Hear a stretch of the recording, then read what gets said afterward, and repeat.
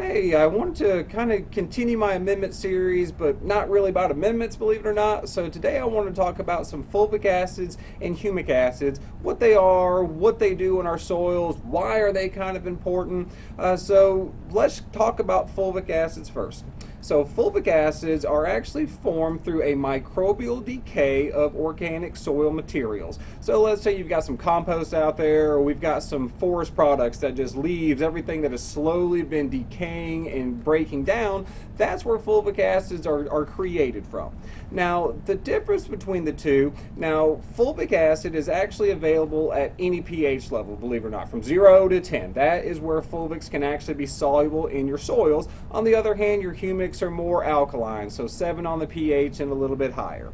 Now they both contain carbon, hydrogen, oxygen, and nitrogen, but believe it or not, your humic acids actually has some phosphorus in it as well. So that's kind of the difference between those two. Now, what you could really bring, what I found out the best though is how they work. So fulvic acids are more, we'll call them the rail cars. They just take these nutrients and they drive them directly to where they need to be. So they are here, they go directly there. Your humic acids on the other side, they're more bridges and roads and things like that that kind of help connect all of that railways and help that plant exchange between the soils, while your fulvics just say, hey, here's your nutrients, this is what you're going to do, you're going to take them up. Now, the fulvic acids are actually more biologically available because they have twice the amount of oxygen as your humics do. Now, they both work kind of on a similar level, but your fulvic acids actually have a smaller molecule size. So it works well in soils, but it also works good in a foliar spray. So having that smaller molecule size is going to help that to, once you spray it onto there, it can evenly coat on your leaves. So now, they aren't derived, like I was saying, this is from a composted organic material. Your humics is actually derived from lignardite.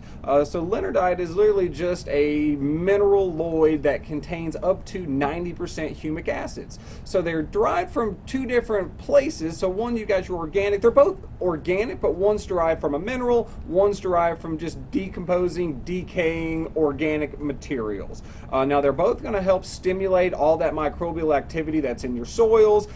Now your humics on one hand, now they do help with water retention, they help to stimulate root growth, and they also help that shoot growth as well. So now they do work similar together, but they're just derived from different places. The application rates on these guys is your fulvic acid is about 1 tablespoon per gallon of water. The humic acids is going to be between 1 to 2 tablespoons per gallon of water. Now if I was using it on a foliar spray, typically let's say if I make up a gallon of water, I'm going to go at between 5 and 10 milliliters per gallon of water, and that's adding either, I like to use kelps as a foliar spray. Sometimes I'll add like my pesticides with my kelps. So remember, kelps are always those B vitamins. It does help with stress. So on a foliar level, that's also going to help those nutrients uptake through your leaves as well. And now, just as a takeaway, I do like to use both of these. I typically don't use them more than once a week. You can use them indoors, outdoors. Indoors, it seems like it stays in my soils a little bit longer than on an outdoors. Your outdoor situation, you've got rain scenarios. You never know what's going to happen. So on an outdoor scenario, you can apply up to twice a week. Indoors, I wouldn't really do it more than once a week. Alright guys, a quick breakdown on fulvics and humics. Hope this helps you guys out. Y'all have a good one.